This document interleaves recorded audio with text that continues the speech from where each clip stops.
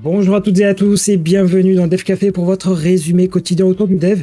Et aujourd'hui, en toute logique, je vais revenir sur le keynote d'Apple. Mais bon, honnêtement, il n'y a quand même pas grand chose d'intéressant d'un point de vue dev.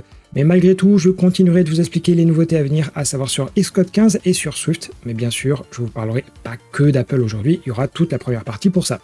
D'ailleurs, les événements historiques du jour, ils sont aussi aux couleurs d'Apple, puisqu'en 13 septembre 1985, c'était le départ de Steve Jobs vers sa société Next. Mais comme vous le savez, il a été très vite rappelé en 97, car Apple était loin d'être en forme. En tout cas, je ne vais pas en faire plus en intro sur Apple, car il y aura quand même toute la deuxième partie qui sera consacrée, et je vous propose qu'on commence tout de suite ce Dev Café.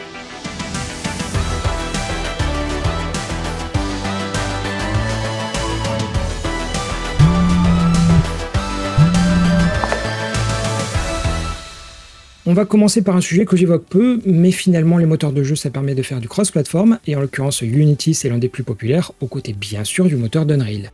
Et pas plus tard qu'hier, on a appris qu'au 1er janvier, Unity va faire évoluer ses tarifs pour prendre en compte le nombre de téléchargements. Et la raison pour laquelle ils ont choisi ce modèle, c'est qu'à chaque fois qu'un jeu est téléchargé, le moteur vient avec. Mais bon, dans les faits, une installation ça veut pas forcément dire un utilisateur, mais a priori, si on paie, c'est quand même qu'on va utiliser ce jeu.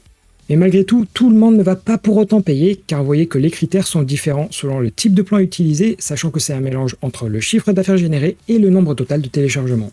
Et si on creuse, l'idée derrière ce changement de tarification, c'est de donner accès à la version personnelle gratuitement, en tout cas jusqu'au seuil que je vous ai montré. Mais bon, si vous trouviez déjà que le tableau était compliqué, eh bien sachez qu'en prenant d'autres services qu'Unity propose, eh bien potentiellement ça peut baisser un tout petit peu les coûts. Donc bref, avant même de choisir une techno, maintenant il va falloir prendre du temps, ne serait-ce pour calculer combien ça va vous coûter. On enchaîne côté Linux et je vous parle d'habitude principalement d'Ubuntu, mais cette fois-ci on va s'intéresser à une distribution plus discrète on va dire, à savoir OpenSUSE. D'ailleurs je me permets une petite parenthèse, mais j'ai déjà utilisé et vraiment elle a un aspect un peu pro d'une certaine manière. Et bon, je referme déjà la parenthèse, et il se trouve qu'aujourd'hui OpenSUSE a une déclinaison appelée Tumbleweed, qu'on peut traduire en bourdon en français. Alors bon, si le nom ne vous dit rien, le logo je pense va vous aider à comprendre, parce que c'est une distribution qui est mise à jour continuellement. En gros, il n'y a pas de version tous les X mois par exemple, car ça c'est plutôt pour une autre déclinaison qui s'appelle Leap. Mais imaginons que vous voulez quelque chose entre les deux, c'est-à-dire qu'ils sortent des versions un peu plus fréquemment, peut-être par exemple tous les 1 ou 2 mois pour notamment corriger des failles, et bien c'est justement la déclinaison qui s'appelle Slow Roll et qui vient tout juste de sortir. Alors je vous avoue que je ne comprends pas vraiment l'intérêt d'avoir autant de déclinaisons, mais au moins l'avantage c'est que vous aurez 3 saveurs d'une certaine manière d'OpenSUSE, maintenant vous pourrez choisir celle que vous préférez. On va ensuite côté GitHub et plusieurs milliers de repos peuvent être victimes de repo-jacking, c'est-à-dire que quelqu'un arrive à récupérer ou à se faire passer pour un repo existant.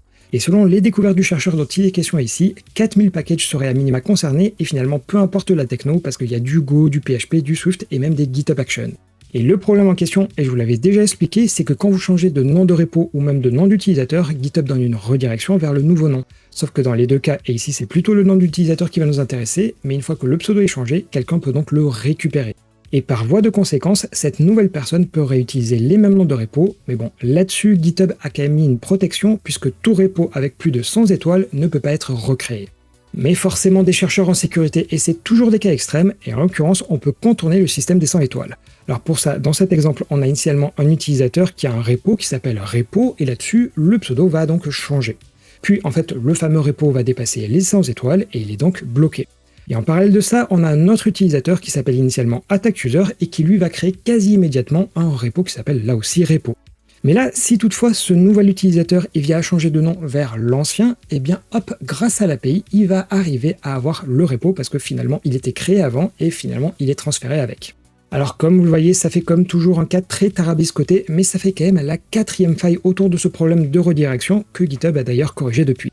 Et bon, si je voulais vous en parler, c'est bien de faire attention si vous voulez implémenter des mécanismes de redirection un peu comme ça, car vous voyez qu'il y a toujours des cas que vous oubliez.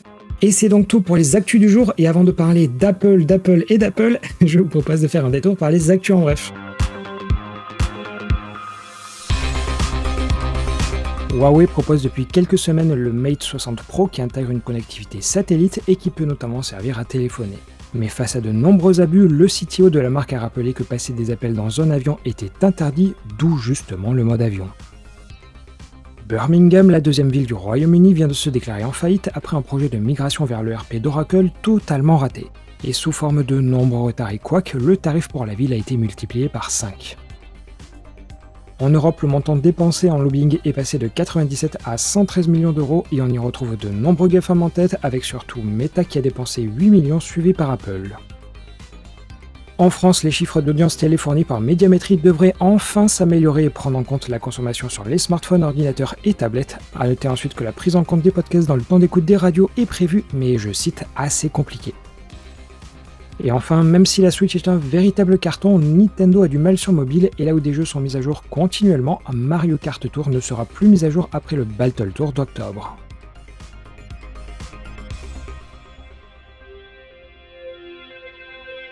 On reprend et avant de parler du keynote, sachez qu'Apple a maintenant une épée de Damoclès au-dessus de la tête en France puisque l'agence des fréquences a demandé à Apple de retirer de la vente l'iPhone 12 car il émettrait trop d'ondes.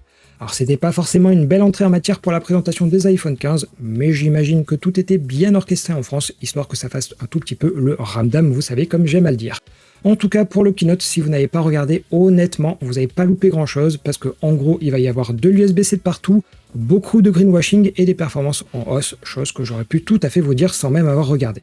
À la limite, le seul ajout intéressant, c'est que sur les nouvelles Apple Watch, en faisant un double tap entre son index et son pouce, donc comme ça permettra de déclencher des actions ou de réagir à des événements, peut-être pourquoi pas, mais c'est uniquement sur les nouvelles Apple Watch.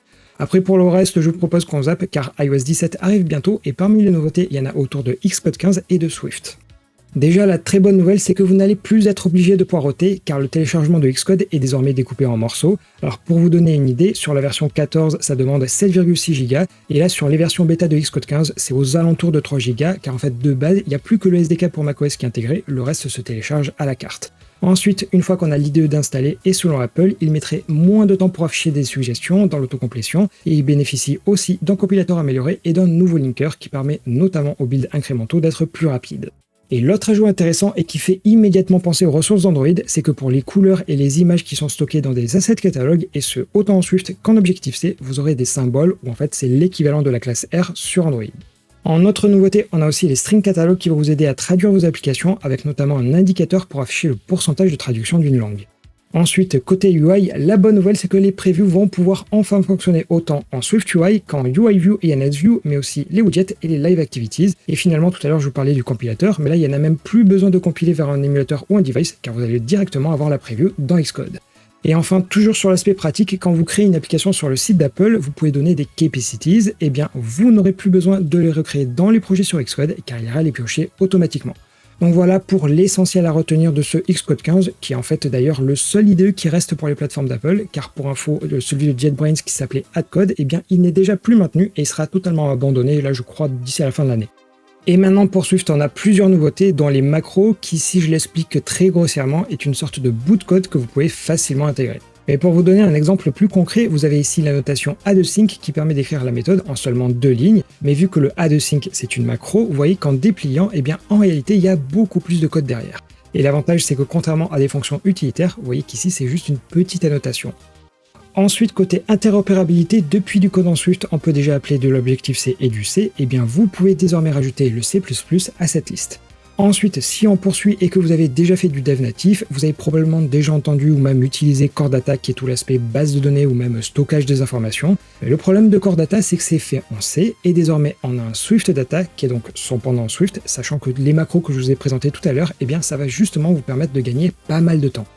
Alors juste pour vous donner un exemple bien concret, en mettant un arrobase model, vous aurez gratuitement la persistance, la modélisation, les relations, la synchronisation avec iCloud, la recherche sur Spotlight et enfin les fonctions d'annuler et revenir en arrière. Donc vous voyez finalement que tout est un peu entremêlé finalement donc entre Swift Data et ici les macros. Et l'autre grosse brique importante, et particulièrement avec SwiftUI, c'est l'arrivée d'un Observation Framework qui, comme son nom l'indique, va vous permettre d'implémenter, vous savez, le design pattern qui s'appelle Observer Observable. Et là-dessus, vu qu'il y a quand même pas mal de choses, je vous renvoie vers l'article qui vous détaille quand même toutes les subtilités. Et d'ailleurs, en parlant de SwiftUI, parmi les nouveautés, il y a maintenant un inspecteur qui peut s'afficher côté utilisateur. En gros, sur chacune de vos vues, vous allez pouvoir l'utiliser pour facilement permettre de tester des cas d'usage. Alors si je vous donne un exemple, on va imaginer que vous avez par exemple une carte et qui peut afficher, je sais pas, soit une info, soit une pub. Eh bien, imaginons que plutôt que coder des boutons dans tous les sens pour tester ces différentes cas de figure, eh bien, avec ce système d'inspecteur, vous pourrez faire les changements directement depuis l'interface sans avoir besoin de coder tout ça. Et juste pour terminer, toutes les icônes d'Apple sont présentes dans les SF Symbols, et la nouveauté c'est que vous pourrez désormais changer qu'une partie des couleurs d'une icône, ce qui ressemble d'ailleurs au format Color V1 que je vous ai déjà parlé et qui est disponible sur Chrome et Android 13.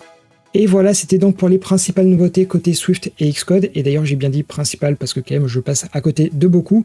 En tout cas par contre de votre côté, si vous avez regardé la keynote, eh bien n'hésitez pas à me dire dans les commentaires ce que vous en avez pensé. En tout cas là vous voyez, je filme avec un iPhone 14 et je pense vraiment pas que l'iPhone 15 me tente. Bon voilà, en tout cas si cet épisode vous a plu parce que je fais pas de transition, eh bien n'hésitez pas à liker et également à vous abonner à la chaîne. Et d'ailleurs une petite info, je suis pas sûr que demain matin il y aura un épisode ou alors peut-être en retard. Bon voilà, je sais pas trop. En attendant, une chose est sûre, je vous souhaite à toutes et tous une très belle journée.